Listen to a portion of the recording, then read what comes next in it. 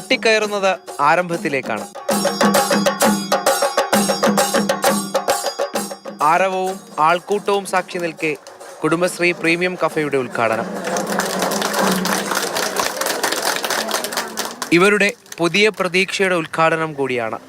വലിയ ഉത്തരവാദിത്തം ഏറ്റെടുത്തതിൻ്റെ സന്തോഷത്തിലാണ് നിജില.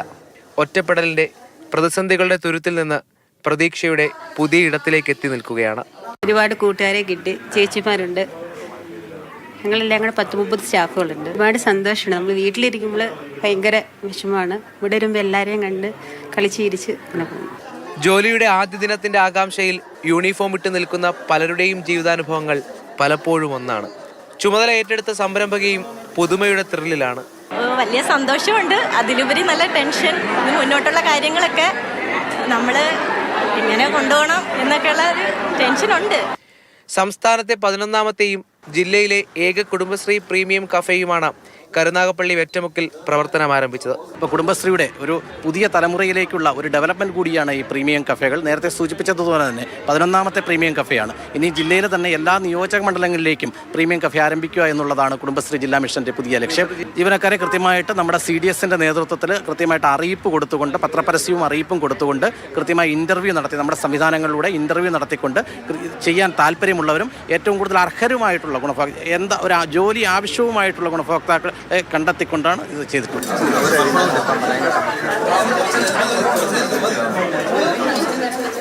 ആദ്യാനുഭവമെന്ന് ആവർത്തിക്കുന്ന ഓരോ മുഖങ്ങളിലും ആകാംക്ഷയാണ്. ലഭിച്ച പരിശീലനവും ഒപ്പം തുണയാകുന്ന കുടുംബശ്രീ എന്ന പ്രസ്ഥാനവുമാകും ആകാംക്ഷയോടെ പുഞ്ചിരിക്കാൻ ഇവർക്ക് തുണയാകുന്നത്. ഷാനവാസ് ഫരീദിനൊപ്പം രാഹുൽ ജി നാഥ്, മാതൃഭൂമി ന്യൂസ്, കൊല്ലം. രാഹുൽ ജി നാഥ് നമുക്കൊപ്പം ചേരുന്നുണ്ട്. രാഹുൽ, ഈ കുടുംബശ്രീയുടെ ലക്ഷ്യം തന്നെ ഈ സ്ത്രീ ശാക്തീകരണമാണ്. ഇവിടെ നോക്കൂ, 38 ജീവനക്കാർ, അവർ പുതുതായിട്ടൊരു ജോലിയിലേക്ക് പ്രവേശിക്കുകയാണ്. ഒരു കഫേ തുടങ്ങുന്നു. അതിലെ ജീവനക്കാരാകുമ്പോൾ കൃത്യമായ പരിശീലനമൊക്കെ നേടി വരുന്നവരാണ്. ഈ കഫേയുടെയും ഇവിടുത്തെ ജീവനക്കാരുടെയും കൂടുതൽ വിശേഷങ്ങൾ പറയൂ.